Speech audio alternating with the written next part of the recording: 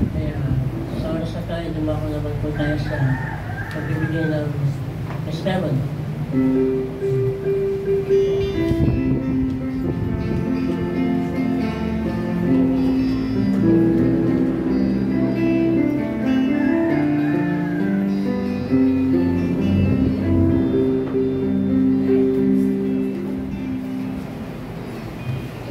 Purihin ang ating Panginoong Diyos sa langit, mga minamahal ng kapatid kay Kristo.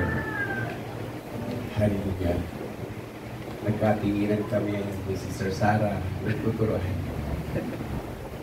Nagdating na talaga sa ganitong gawain ng Panginoon. Nagkakatinginan kami lagi hanggang dito kami. Purihin ang Diyos, mga kapatid. Kumusta po tayo? Alam ko, we are so blessed. Dahil hanggang ngayon ay humihingi pa rin tayo. Papasalamat po ako sa Panginoon sa mga buhay na nagdaan na ipinagkaloob niya po sa amin. No? Sa mga pagsubok ay akin pong lubos na pinasasalamat sa Panginoon.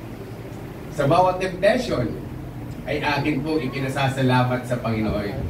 Dahil tuwing nga po, ang kanyang mga anak ay patuloy niya pong tinuturuan kung paano po mamuhay sa masalimuot na sanlibutan ito. Sa napakainit ng bundong ito, mas mainit pa po sa impyerno. Ano po ba? Kaya nga doon sa Las Cusco, mainit ba? Pero mas mainit sa impyerno, kaya magbago ka na. Yun, last week, ay hindi ko alam na tinakbo sa hospital si Sister Sarah. Wala po ako sa tabi niya dahil nandun po ako sa Bulacan. Sa Bulacan naman na aking ginagawa, ay hirap na ako. Hindi ko magawa-gawa, isang linggo na, wala pa pong result. Dati-rate, dalawa, tatlo, matagal na yung tatlo, ay tapos na yung trabaho. Pero ngayon, bakit? Sumunod si Sister Sarah na nagkasakit, tinakbo sa ospital. Hindi ko rin alam kung bakit. Bago pa man, sasagutin ko yung mga problema na iyon. No? Salamat sa Diyos no, sa pag-iingat niya sa palagiang biyahe po namin mula sa south to north. Na kahit natanggal po yung gulong po namin. Gulong po ng sakyan. Na hindi ako nagmamaneho yung kapatid ko. Sa expressway sa Teplex. Sabi nga po ng highway patrol, ang galing ng driver mo. Sabi ko sa kanya, magaling si Lord na driver ko. Dahil bago matanggal yun, nauna kami yung gulong na iwan. Pero yung gulong nandyan na. Ang dami ginamit si Lord. Yung isang sakyan, inambala niya po sa kalsada. Pero akala ko tatamaan siya ng gulong namin na paparating. Buti na lang, kitang-kita ko na dumiretso sa kanya. Bakit siya umiwas? Alam niyo po ba yung pangyayari na iyon? Grabe po. Yung review ko. Gulat na gulat yung kapatid ko. In Jesus' name. Makapangyarihan po yung pangalan ng ating Panginoon. Natanggal yung gulong sa likod. Tumatakbo po kami ng 100 plus. Mahirap kwentahin yung plus, 115. Nung natanggal yung gulong na yun, kasi una, nagparamdam na si Lord. Bago matanggal yung gulong, natanggal na yung apakan. Natanggal yung step na nung sakyan, ang laging tinitingnan nung kapatid ko yung harap kasi bakit mauga. Ganun pa man, itinuloy pa rin niya. Sabi, siguro ang tigas ng ulo ninyo nasa likod yung problema. Hindi kami, akala ko nga, tatama na kami sa barikada. Yung pagkabanggit ko ng napakalakas na in Jesus' name, sumunod yung anak ko, si Brother Renten. Grabe, yung patong ng kamay ko sa driver, sakyan. hanggang sa kumalma. Baby, kalma. Kalma. Sabi ng kapatid ko, "Oh, natakot ka ba?" Bakit ganyan? Yun po yung tatak Kristiyano. Ang sabi ko sa kanya, yun po yung tatak Kristiyano. Sa trahedya, mababangit po talaga natin si Lord. Amen. Kahit sa parating na hindi inaasahan, sa mga may tatak Kristiyano, I amen with that. Kasi sa kanya, tahimik siya. Hindi niya mapigkas ang in Jesus name. Kung may tatak tayo ng Kristiyano, kahit ano pong trahedya na dumarating, ay mababanggit po natin si Kristo sa buhay po natin. Sa pangalawa, nawala ako sa tabi ni Sister Sarah na itinakbo sa hospital, tinanong ko ulit si Lord. Sabi ko, pag lumalapit ka sa Panginoon, ang daming mga pagsubok na dumarating. Sabi ko nga kay Lord, nagsasawa na po ako, Panginoon, sa pagsubok. Dahil napakabigat na ng pagsubok na mga dinadaanan po namin. Alam ko itong pagsubok na ito, hindi mo hahayaang mawala si Sister Sarah sa paningin ko. Kasi bumabase po ako lagi sa Bible, kay Job. Hindi po ba pinahintulutan ng Panginoon na yanigin si Job, huwag lang niyang kunin ang buhay niya. Lord, kako, di po ba si Job ay ginanon mo? Hindi ako naniniwala na kukunin mo na si Sister Sarah. Tinuturuan mo po kami kung paano talaga kumapit sa iyo dahil nga naliligaw na po kami. Saan naliligaw? 40,000 ubos yung pera niya. Saan pa? Ang dami naming hawak nawawala. Kaya nga, sabi ko sa kanya, mabuti pa yung wala tayong pera. Dahil marunong tayong magkontento. Eh paano? Pag dumadami ang pera, dumadami rin ang bayarin. Di po ba? Tinuturuan ka ba lagi ni Lord? Dahil mahal niya tayo, mahal niya ang kanyang mga anak. Tinuturuan niya tayong maging kontento. Di ba, Sister Sarah? Nagpapasalamat ako sa Panginoon dahil sa dami naming pera, hindi siya tinakbo sa Nazareth. Dahil sa suka siya ng suka, baka akong magsuka ng pera. Salamat pa rin sa Panginoon dahil sa bulingit, mura lang ang bayad. Dahil na nga sa bulingit, inilalakad pa yung ko independence para makatipid. Grabe, no? Salamat kay Lord dahil binigyan ako ng asawang matipid. Ganun pa man, kaya po lagi po kaming wala rito, mga kapatid. Dahil nga po yung pinagkatiwala ng Panginoon sa buhay ko namin. Yung ministeryo na pinagkaloob ng Panginoon ay dapat ko pong isa pamuhay.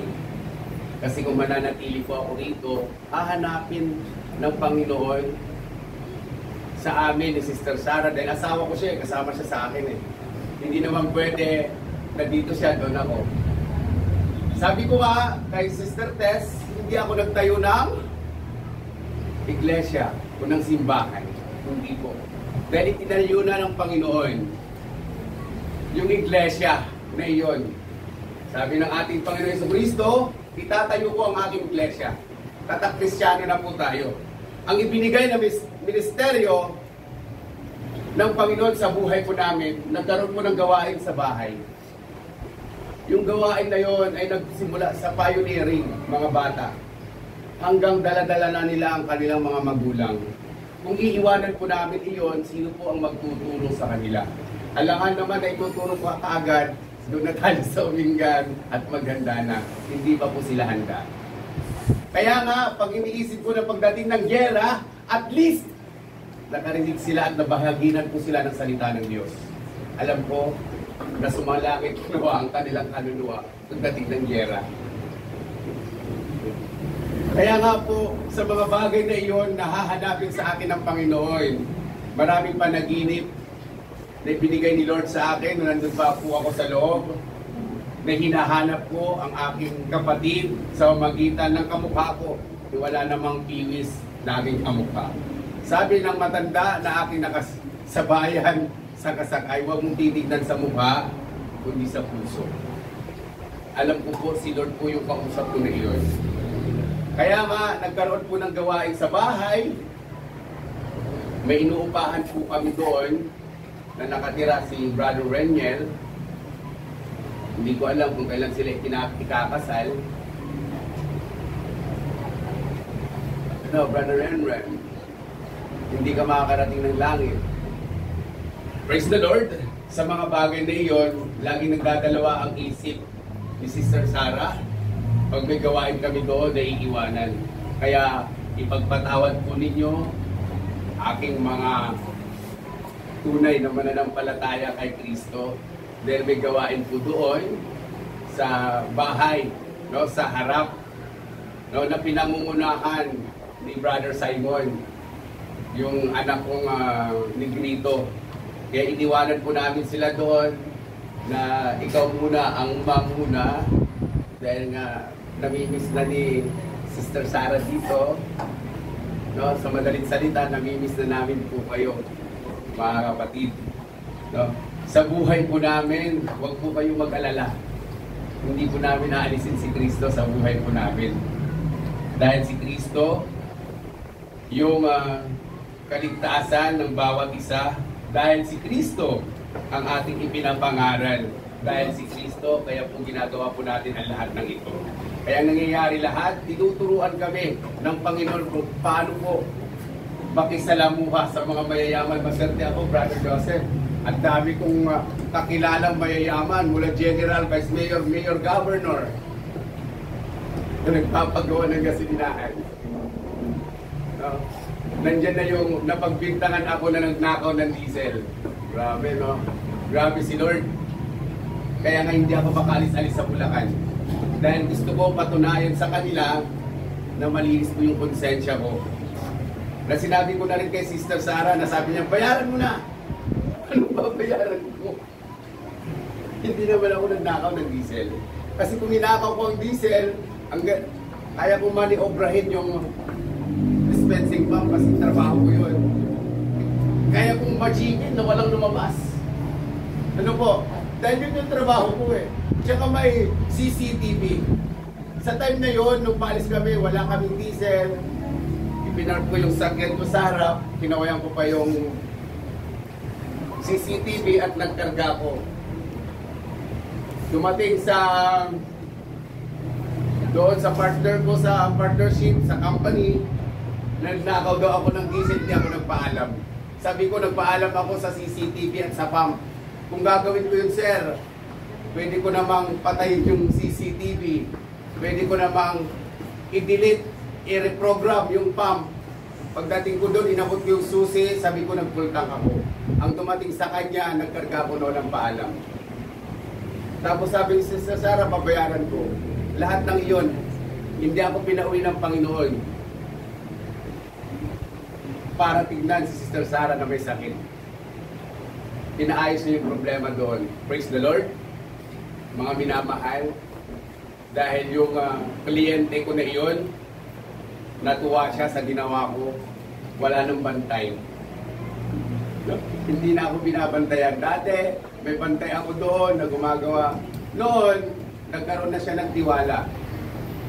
Sige, ayusin mo na ako ng bahala. Hanggang ngayon, di ba namin naayos? Sabi ko, uwi ako. Linggo. Ang linggo ay para kay Lord. Bakit? Ano ka ba?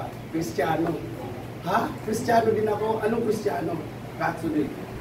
Gusto niya mag-share. Saka na lang yung pera niyo, sir, pag nagawa na po ito. Hindi po ba? Si Lord ang gagawa ng lahat. Hindi ako nakauwi. Natignan si Sister Sarah dahil may nais ipagawa si Lord sa buhay namin doon sa Bulacan. Sabi nga, kung tayo ay gumagawa, nakasama natin si Lord, nabli-bless po, ang napaparangalan ay ang ating Panginoon. Kaya nga po, pinagawa ni Lord ang lahat, kahit hindi pa po tapos yun. Sabi ko kay Sister Sarah, susukuan ko na. Susuko na rin ako, sabi. Lagi kong sinasabi sa kanya, huwag kang sumuko. Susuko na ako, hindi ko na kaya. Pero napakabuti ng Panginoon. Dahil sa kalakasan, pati yung mga kasama ko, tinuturuan ko na sa panalangin. Meron yung nagtatawanan kami. Oops! May dadampot na, let us pray, biglang iluluwa. Meron na yung pinaglilit ko ng prayer, magsasign of the cross. Oops! Dito ba? Lahat po yan, itinuturo ng Panginoon sa amin. Sa aming mga nakakasalamuha. Nais ng Panginoon na ibahagi. Tinawag po ako ng Panginoon na ibahagi yung salita po niya. Yun po yung inihahanda ko po ngayon. Dahil kung nga po ligtas ako, paano naman po yung mga nakakasalamuha, yung mga kapitbahay ko na kinakalabit ako ng Panginoon. Kinakalabit si Sister Sara, kaya nga po siya nagkasakit. Gusto niyang iwan yung ministeryo na pinagkatiwala ni Lord. Sa Santa Maria ako magsiservice. Sa Santa Maria ako magsiservice. Kaya nga ipapaalam ko kay Pastor Efraim. Sabi nga ni Pastor Efraim, hati kayo si Sister Sara doon dito. Mag-asawa kami, Pastor. Minsan napapaiyak talaga ko kung paano ko talaga kumbinsihin si Sister Sara. Dahil yung pananampalataya niya ay oneness. Ang pananampalataya ako po, hindi ako Trinity, hindi rin po ako oneness. Kay Kristo po ako. Naintindihan niyo po ba? Malalim po yung aral na itinuro ng Panginoon sa akin. Lahat po ng mga Kristiyanong iba-ibang sekta ay nakakasalamuha ko. Umingiti po ako sa kanila. Hindi ko po sinasabing, "Uy, doon ka dahil turo ng demonyo." "Uy, oneness, turo ng kulto." Hindi po ako ganon. Friendly po ako sa Panginoon. Dahil yun po yung tinuro niya sa akin, lahat. Nung nasa loob pa lang ako, lahat ng sekta ay pinagkatiwala sa akin ng BGMP kung paano ko sila pakisalamuhan. Kaya yun po yung itinuturo ng Diyos na magkaroon po ako, love your neighbor as you love yourself. Kung tatanggihan ko po yung bawat ikinakalabit ng Panginoon sa akin, hahanapin ni Lord po, sa amin po yun, ni Sister Sara. Dahil pinagkaisa na po kami ng Panginoon. Hindi po ba, Pastor Efra, pinapaalam po sa'yo. Sabi nga niya, siya po si, diba, may kanya-kanya po tayong gawain. Ang gawain ni Sister Sara doon, linggo-linggo po kasi, parang dito, may merienda tayo. Ina-apply po namin yung ginagawa natin dito. Kasi sabi niya, nung hinawakan kami ng Trinity, yung gawain doon, ang bilis. Tapos nung nagsalita, kainan na, wala na. Kunting fellowship, wala na. Sabi ni Sister Sara, i-apply natin yung ginagawa ng oneness. Okay, in-apply po namin doon, may testimony, may panaginip, praise the Lord. No? Hindi namin solo yung mic, at least may tumatayo. Praise the Lord. Inaayos lahat ni Lord. Kaya nga po ito binigay sa atin ni Lord, hindi lang sa akin, Sister Sara. Kaya kung nais natin mag-service dito, andun naman si Brother Simon, ano?